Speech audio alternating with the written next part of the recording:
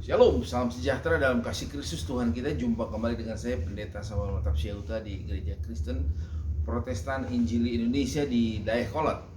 Selamat pagi jemaat yang terkasih. Mari kita satukan hati kita untuk masuk ibadah minggu kedua tanggal 10 April tahun 2022. Mari kita naikkan sebuah pujian.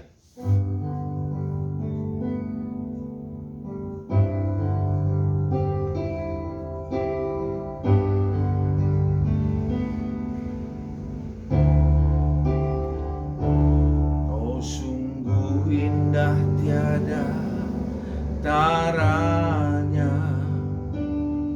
sungguh menakjubkan,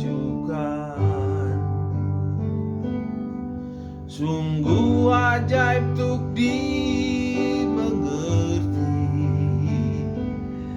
lebih dari semua yang ada.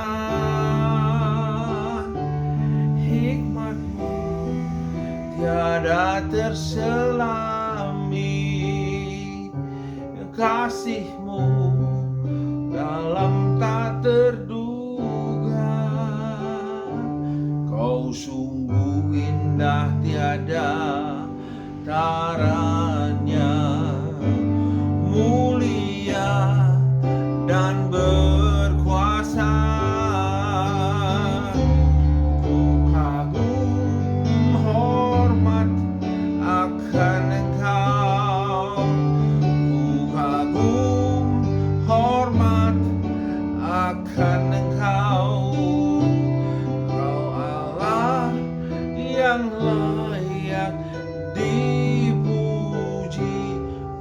Kagum akan Engkau, takkan sekali ku kagum hormat akan Engkau. Oh, ku kagum hormat akan Engkau. Kau Allah yang layak dipuji, ku kagum akan Engkau. Haleluya. Ku kagum akan Engkau. Haleluya. Ku kagum akan Engkau. Kami sembah Kau Tuhan. Haleluya. Kami sembah Kau Tuhan. Haleluya.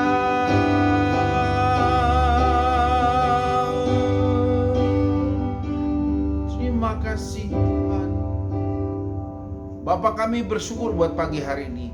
Ini masuk minggu kedua, kami Tuhan sangat bersyukur karena Engkau beri kami kesehatan, kekuatan terus sehingga bisa mengadakan ibadah. Urapi hamba-Mu yang banyak kelemahan kekurangan ini Tuhan, bisa sampaikan isi hati-Mu. Lawat setiap jemaat Tuhan, agar setiap tanah hati mereka tidak ada yang keras, tidak ada yang jalan, tidak ada yang semak duri, tidak ada yang berbatu. Dihancurkan semua, disuburkan semua hati mereka, sehingga setiap benih firman Allah bisa masuk, bertumbuh, berbuah. Dalam nama Yesus, mari semua yang siap mendengarkan firman Tuhan katakan amin. Ya.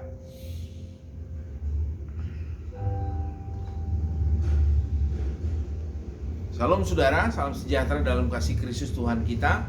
Hari ini minggu kedua. Minggu yang lalu kita sudah belajar tentang prioritas utama yang Tuhan rindukan dari setiap anak-anak Tuhan. Yaitu yang pertama adalah diwakili dengan doa Bapa kami. Yesus mengajarkan saudara bahwa yang pertama yang harus kita lakukan adalah pengakuan.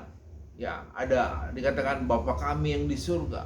Pengakuan bahwa kita anak Allah, bahwa Bapa kita yang kita kenal dalam nama Yesus adalah Bapa. Bapa kami yang di surga, dikuduskanlah namamu. Ada pengagungan saudara ya dalam kehidupan kita. Dikuduskanlah, jadilah kehendakmu. Dan setiap kehendak Tuhan minggu yang lalu telah diajarkan terjadi dalam kehidupan kita. Jadi setiap kehendak Tuhan kalau kita alami, kita praktekkan dalam kehidupan saudara, itu adalah pikiran Allah, itu adalah rencana Allah, itu adalah tindakan Allah. Kalau kita jadi manusia, tindakan Allah lah yang kita hidupi. Sehingga berikanlah kami pada hari ini makanan kami yang secukupnya. Itu mewakili hidup kita karena kita butuh makan. Tuhan akan mencukupkan karena kita anak-anaknya meminta kepada Bapa. Yang kedua adalah Tuhan bilang kita diajarkan ampunilah kami akan kesalahan kami seperti kami mengampuni orang yang bersalah kepada kami. Itu artinya saudara bahwa pengampunan itu penting, ya. Hati kita lah yang paling menentukan kita masuk ke dalam kerjaan surga atau tidak. Pengampunan itu harus datang secara asli boleh dikatakan keikhlasan dalam diri kita bahwa kita memang tidak menyimpan kesalahan lagi. Kita mengampuni dengan sesungguh-sungguhnya. Yang ketiga adalah janganlah membawa kami ke dalam pencobaan. Ya, itu adalah minggu yang lalu yang telah diajarkan. Saya percaya begini, saudara. Ketika saudara praktek firman Tuhan, Tuhan ingin agar saudara dan saya diberkati Tuhan. Ya, tidak ada Tuhan menginginkan anak-anaknya celaka. Tuhan ingin agar saudara dan saya mengalami kasih atau berkat-berkatnya dari Allah Abraham, Ishak dan Yakub. Nah, kita lanjutkan minggu ini, saudara, kita buka firman Tuhan di dalam Matius 6 ayat 19 sampai dengan 24. Saya akan bacakan buat saudara. Tolong air minum. Matius 6 ayat 19 sampai dengan 24 berkata begini. Janganlah kamu mengumpulkan harta di bumi ngengat dan karat merusakannya, dan pencuri membongkar serta mencurinya. Tetapi kumpulkanlah bagimu harta di sorga. Di sorga ngengat dan karat tidak merusakannya, ya. Dan pencuri tidak membongkar serta mencurinya. Karena di mana hartamu berada, di situ hatimu juga berada. Mata adalah pelita tubuh. Jika matamu baik, teranglah seluruh tubuhmu. Jika matamu jahat, gelaplah seluruh tubuhmu. Jadi jika terang yang ada padamu gelap, betapa gelapnya kegelapan itu. Tak seorang pun dapat mengabdi kepada dua tuan, karena jika demikian ia akan membenci yang seorang dan mengasihi yang lain, atau ia akan setia kepada yang seorang, tidak mengindahkan yang lain. Kamu tidak dapat mengabdi kepada Allah dan kepada Mammon. Demikian firman Tuhan. Saya akan minum dulu sebentar, saudara.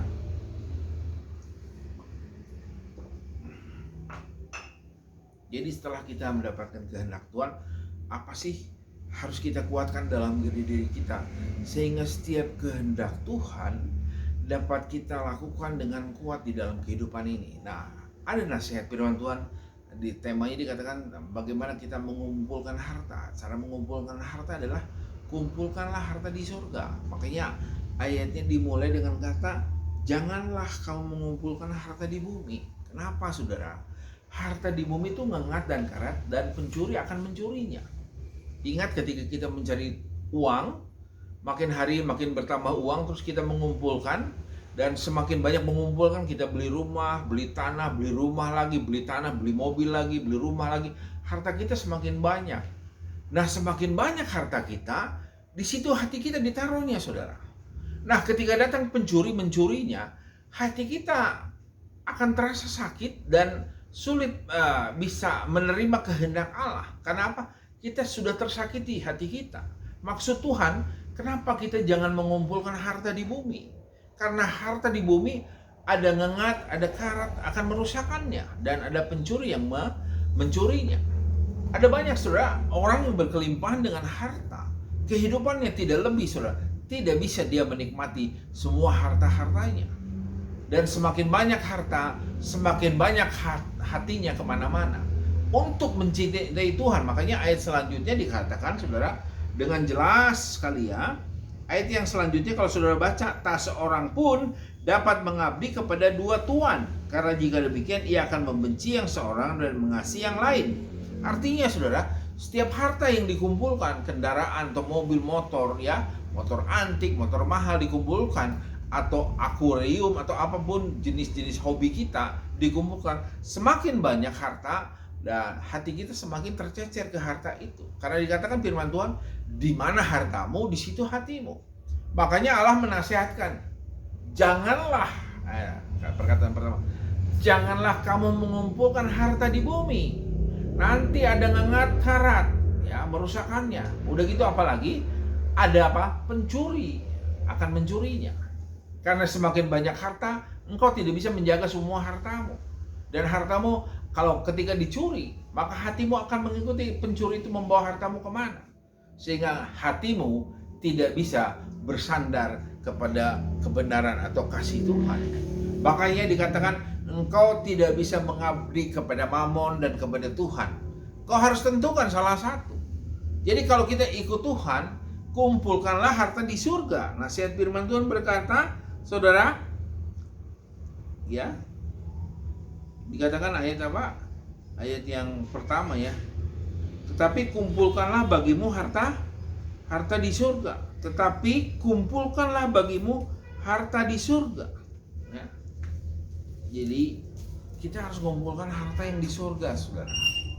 Karena di surga ngengat dan karat tidak akan bisa mengambilnya atau merusakkannya. Pencuri tidak bisa mengambilnya, tidak bisa mencuri. Karena apa?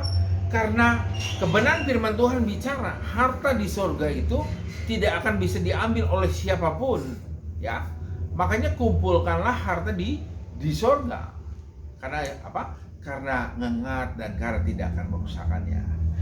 Amin. Jadi untuk menguatkan kita, dikatakan diteguhkan lagi, mata adalah pelita tubuh. Ya, yang selanjutnya dikatakan mata adalah pelita tubuh. Jika matamu baik, teranglah seluruh tubuhmu.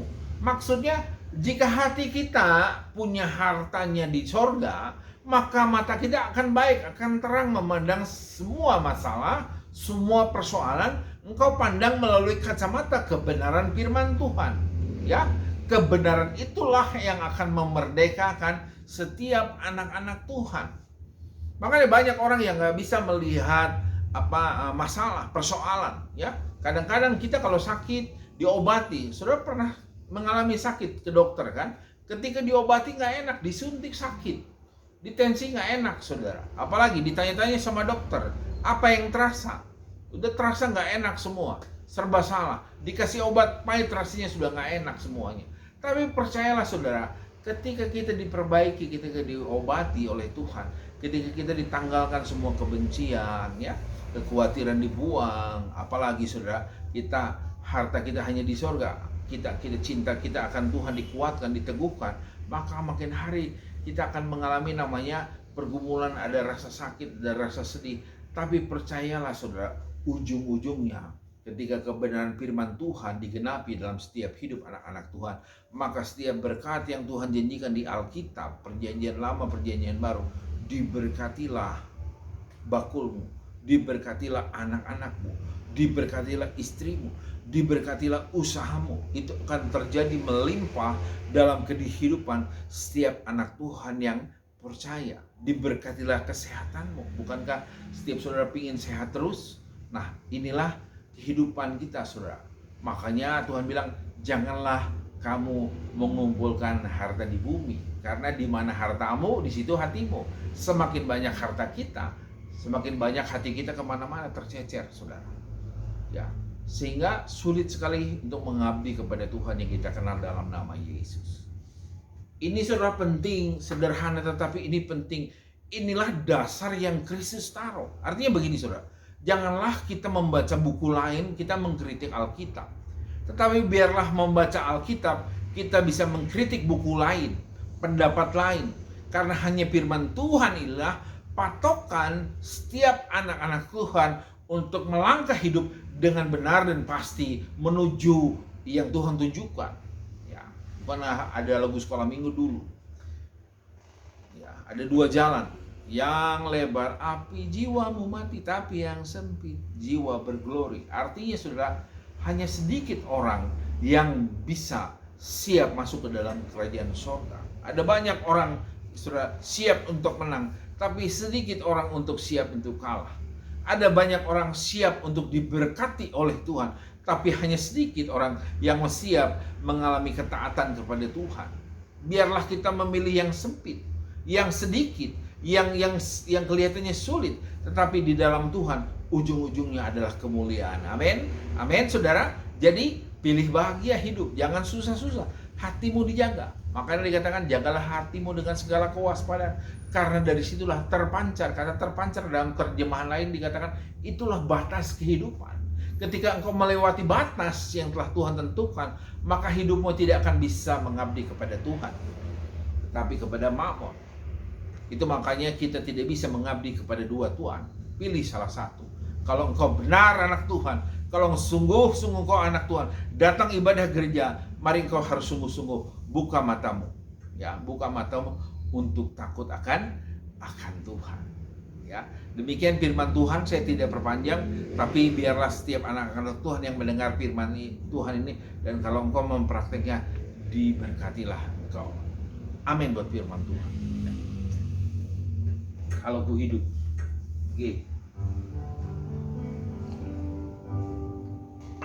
kalau ku hidup bagimu, mataku tetap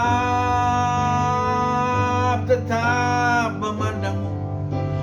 Dunia tak bisa menjauhkanku dari kasih-Mu. Selama ku hidup bagimu, hatiku tetap menyembah-Mu. Dunia tak bisa menjauhkanku dari kasih-Mu. Haleluya. Terima kasih Tuhan. Haleluya. Bapa, kami bersyukur buat pagi hari ini. Sedikit saja renungan, tapi hamba percaya kalau engkau setiap jemaat Tuhan lakukan, praktekkan dalam hidup, tidak hanya mendengar. Firman Allah berkata tidak hanya mendengar. Orang yang masuk ke dalam kerajaan surga ialah orang yang mendengar dan melakukan firman Allah. Selain itu tidak ada kebenarannya. Ketika engkau mendengarkan firman Tuhan, engkau sambut firman Tuhan, engkau melakukan firman Tuhan, maka setiap janji-janji Tuhan akan tergenapi dalam kehidupan setiap anak-anak Tuhan. Hari ini hamba berdoa setiap jemaat Tuhan, keluarga Johan, keluarga Andri Tuhan, kami berdoa dalam nama Yesus. Berkati mereka Tuhan. Keluarga Exalio berkati Tuhan. Keluarga Kiki dimanapun kau berada, berkati dalam nama Yesus Tuhan. Sehingga mereka mengalami kasih karunia Tuhan, walaupun sedikit, tapi hamba percaya Tuhan, inilah iman seperti Abraham. Inilah iman, hal-hal yang kecil yang Tuhan taruh dalam kehidupan setiap anak-anak Tuhan. Kalau engkau hal kecil saja bisa dipercaya, maka Tuhan akan mempercayakan hal yang besar buat hidup setiap anak-anak Tuhan. Bahkan semua yang menyaksikan acara ini, aku berdoa dalam nama Yesus. Kalau engkau percaya engkau sedang sakit saat ini, di dalam nama Yesus, darah Yesus sudah menyembuhkan engkau. Kalau engkau sedang mendalam masalah, Tuhan Yesus buka jalan keluar. Kalau engkau mengalami kepahitan, lepaskan pengampunan, karena dari situlah sumber kesehatan pemulihanmu. Dan akhirnya, janganlah engkau mengumpulkan harta di bumi, ngengat dan karat merusaknya, pencuri mengambilnya. Mari kumpulkan harta yang di surga. Belajar takut dan akan Tuhan.